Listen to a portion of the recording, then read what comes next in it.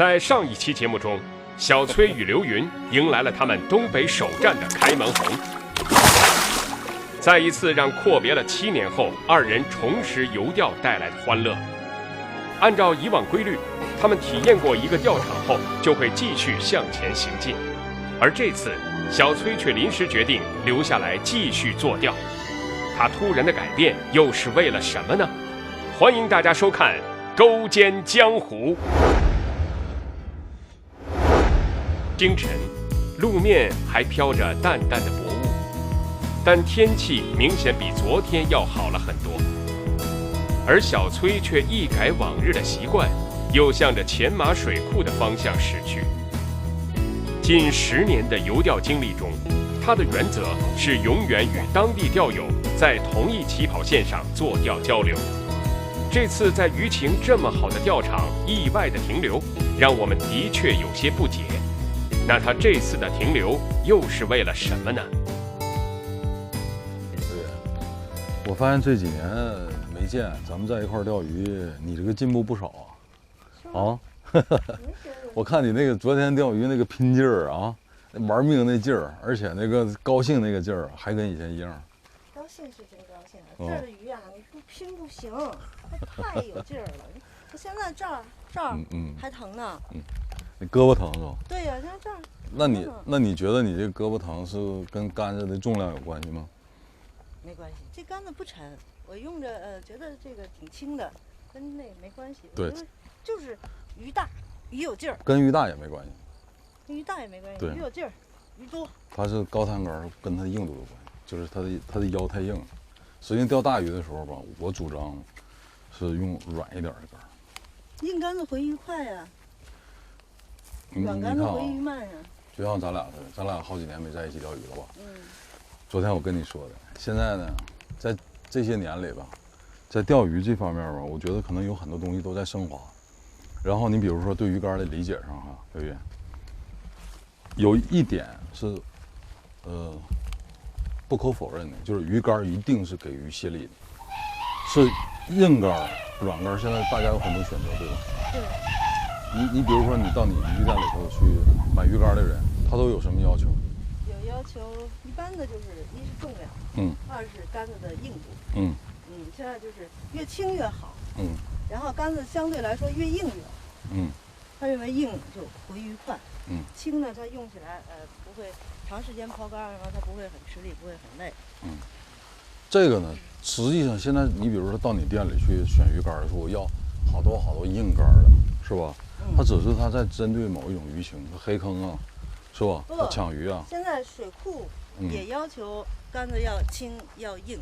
可是钓大鱼的时候，它杆子太硬了就不行，你知道吧？控鱼，在这个鱼就是说能保证它很安全的把这条鱼钓上来的时候，这个硬杆子是非常吃亏的。对于鱼竿这个事儿吧，实际上我们现在应该有很多人啊。就是说，他把某一种大家的趋势，一个大趋势所使用的这个鱼竿的一个大方向，把它变成主流了。比如大家现在都在选硬竿，认为硬竿就是好，对吧？对。实际上，一个钓鱼人他想去学钓鱼，他可能第一件事他可能要买一支鱼竿，对吧？然后在这个鱼竿的使用上，可能他会去根据别人大伙的一个趋势去跟着买，跟风买，就说白了，或者是什么呢？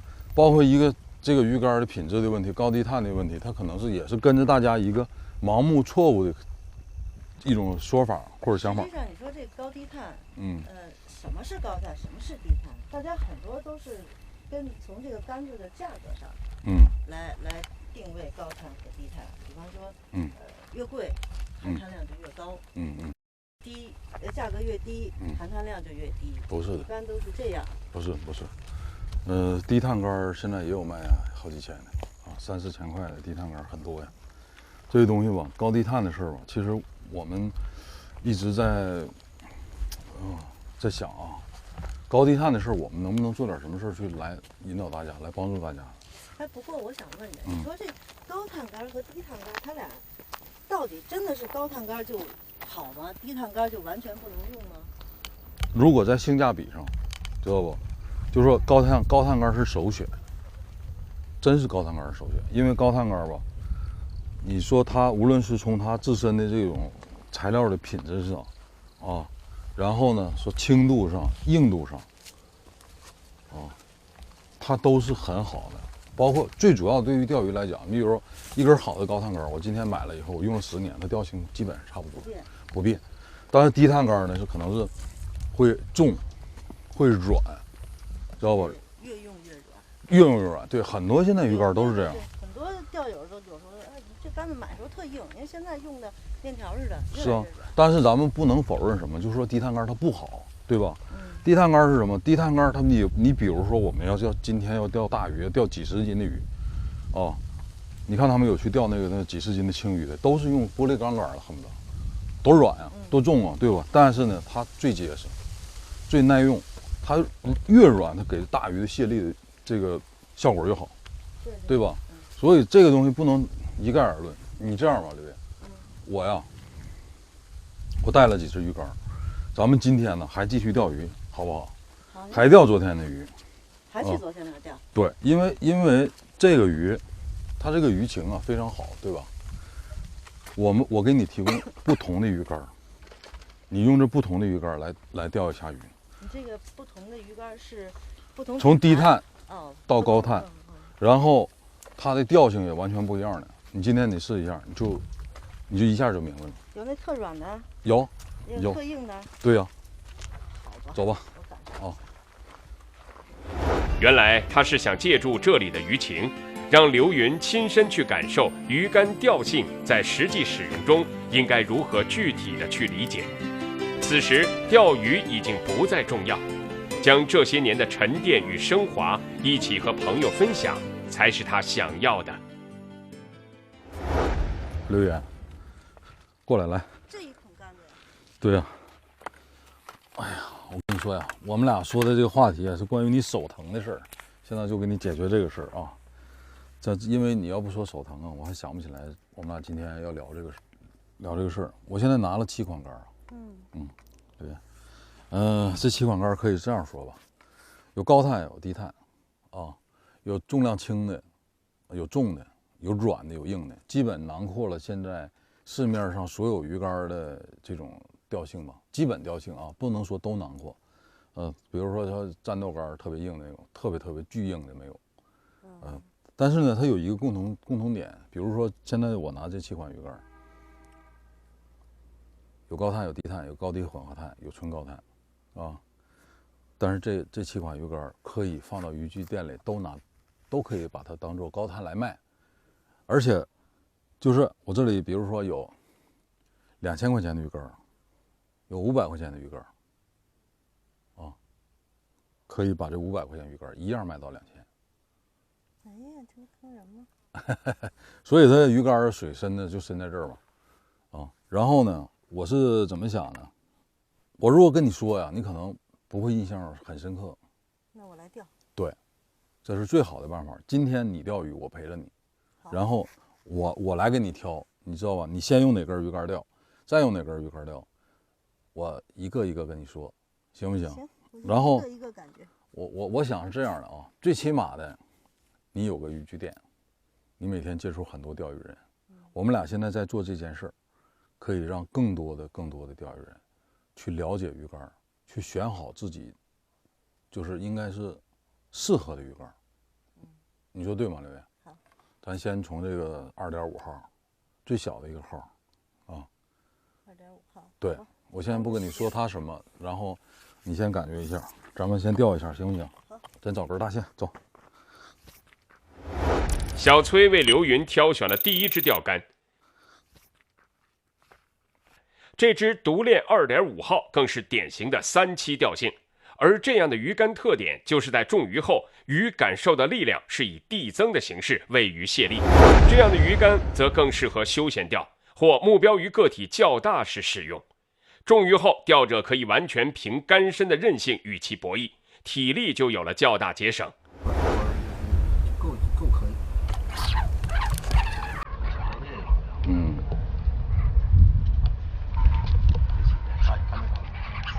掰杆子，掰杆子，对，哎，一掰就好了，哎，就过来了，你看这一下就过来了。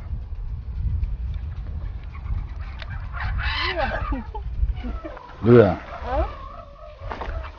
什么感觉？哎，掰，对，往哪边跑，往那边掰。哎，再掰，立起来，再掰。他可能还要往左跑。啊，你现在这个杆子跟昨天那杆子比，相对比来，感觉怎么样？软。对，这个比那个要软。你看它这个幅度啊。因为这就是低碳杆。你看啊，就同等的哈，刘爷，这支杆子跟昨天那根杆子要相对比的话，像刚才这个鱼这样的冲刺哈，这根杆子把它拿上来的可能性就更大了，是不是？是啊，你看鱼就算它，你看，啊，你杆子我根本我就在这这么搁着就不用动了，对。其实这就是低碳杆的特点，而且也是它的优点。它自身就给它卸力了。对啊。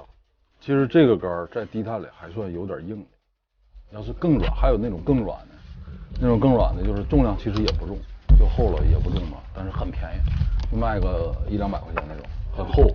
然后呢，他说重量很轻，但是实际上它软压手，最多顶天能做到3-7钓。哎，这弯的也挺漂亮的，你看。对啊，这种弯度是漂亮的。青鱼。哦，又是个青鱼啊。你不喜欢它是吧？往后拉吧。上。哎，上鱼的时候可能是就在其实头2个冲刺的时候是好用的。这条鱼有多大？这条鱼不太大。4斤可不止啊！你怎么张嘴就说呀？抱歉。还好我们带个抄网就好多了。这里边啊，咱们说实话，咱们今天钓鱼这地儿吧，人是个宝地，鱼很多，也很快。我们在这儿就是要做这种鱼竿的测试，最合适的。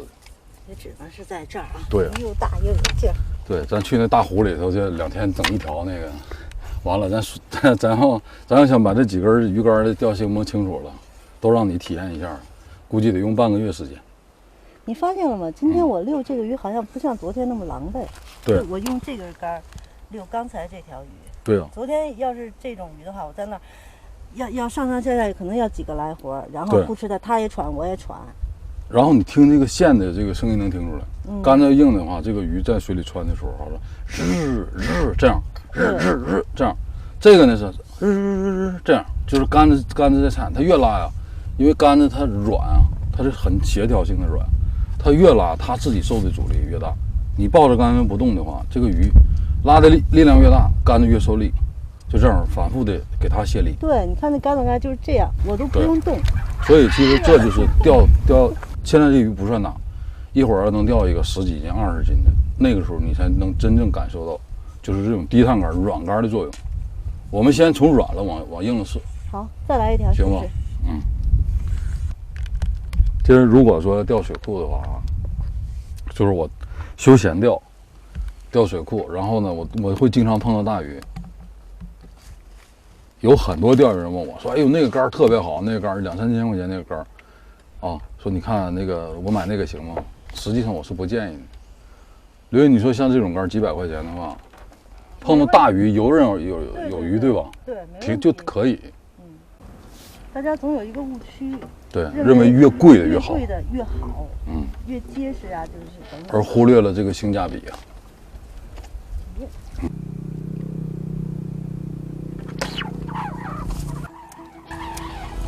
往哪边跑？往哪边跑？感觉不到是吗？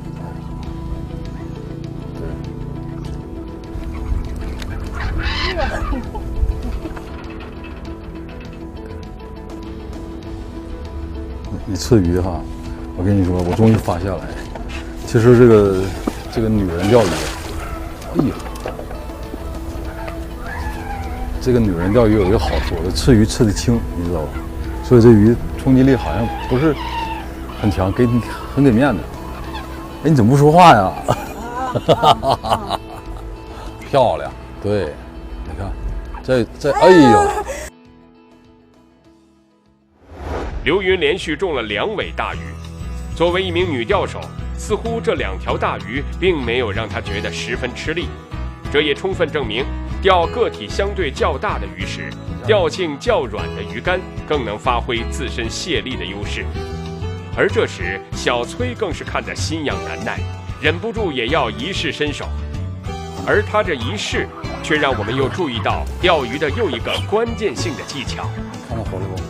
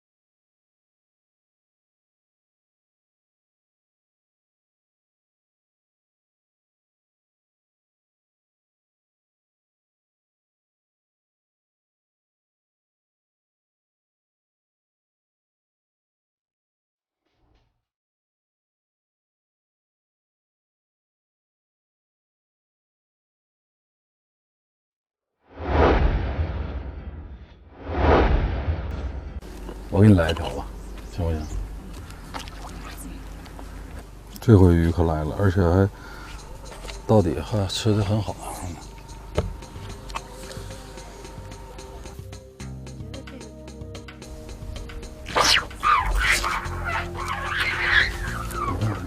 基本这一下就回来，看到吗？对，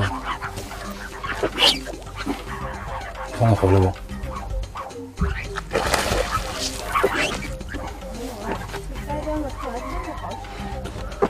就像这样的鱼，它就出不去了，知道吧？回来了吧？就是你的反应速度总是有点慢，知道吧？非常精彩的中鱼反应，让我们重新再看一遍。抬竿中鱼的瞬间，小崔第一时间感觉鱼在往他的左侧逃窜，所以他顺势将鱼竿导向左边。当鱼回头后，小崔将鱼竿直立，并试图将鱼拉回近岸。可这时的鱼发现情况不对，又迅速向外逃窜。小崔又再次向左侧倾斜钓竿，可就在这时，他发现情况不妙，鱼是向他的右侧冲去。一个快速的动作使他抵挡住了大鱼的第二次冲击，而这个关键性的反应，则是通过多年来垂钓的经验获得的。那么接下来，我们用一个图例来说明一下，为什么和鱼搏斗时，鱼竿要向鱼逃窜的方向。当你中鱼后，鱼一般是向水中逃窜，但这时如果鱼向一侧逃窜的话，我们的竿子与它相反，那么鱼线和鱼的角度就呈现了一个拔河的状态。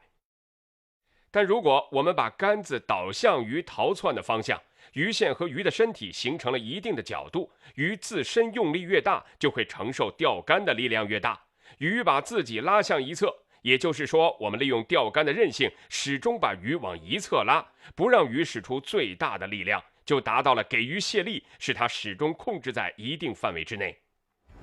两人使用了同一支鱼竿做钓，似乎小崔中鱼后，依靠着熟练的遛鱼技巧，更快速地使鱼控制在一定的范围之内。这样的技巧更多的是依靠人的快速反应与钓竿的韧性，而钓性适中的鱼竿可以有更大宽容性来弥补技术上的不足。你看，还是你有劲儿，不是有劲儿，关键就是在掰竿的这个角度的问题，你知道吧？刚才搭桥呢，上来，你看，2下就回来了。虽然是这个竿子还是有它的优势的，基本这样就没事了。来，我操！我来敲，我来敲。不用不用，来，很爽吗？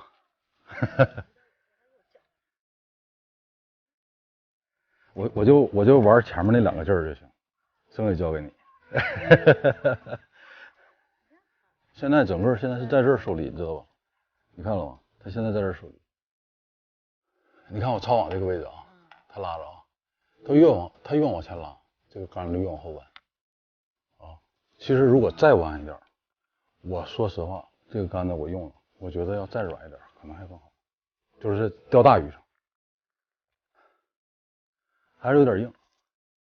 你要第一时间用手和感觉出来它要往哪边穿。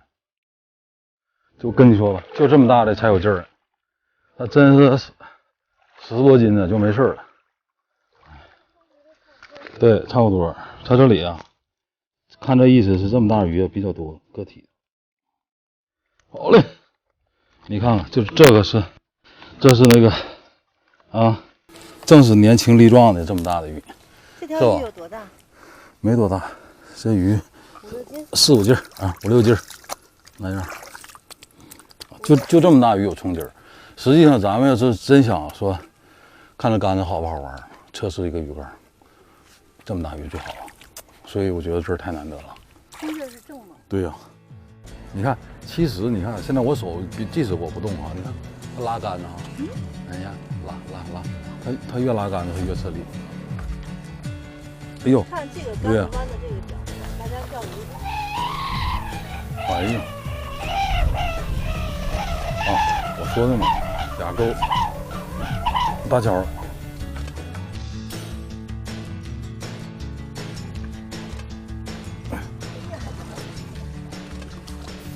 这里的鱼情很给力，鱼个头也大，然后呢也有劲儿。我们在这儿试竿是最好的。啊，你看这鱼的嘴，常年在嘴里。这个地方，这大嘴唇，钓鱼把每根杆子的特点都表现得淋漓尽致，对吧？只有咱们有碰到这种条件的水域，是吧？又慢悠悠的走，很悠闲的那种。你看走的多慢啊，很友好，他知道我们都是好人。你看我们碰到这样的地方了哈，真是太难得的机会了。我们一条一条的用不同的鱼竿钓，一条条钓鱼是吧？然后每一根鱼竿什么脾气啊，什么调性啊。首先我们先了解了，我觉得这就挺好。很明显。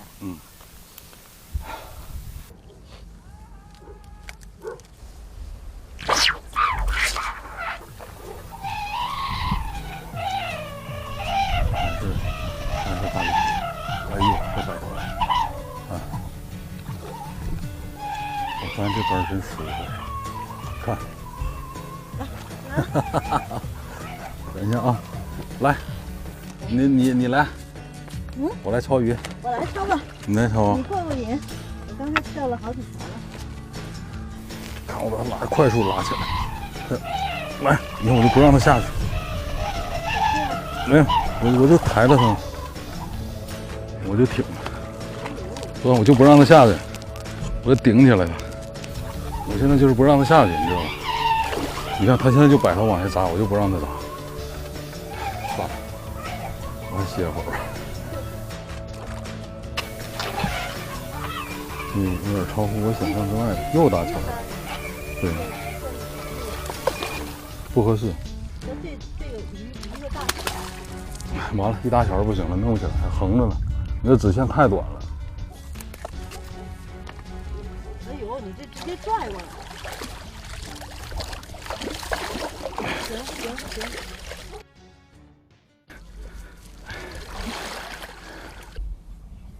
大眼睛。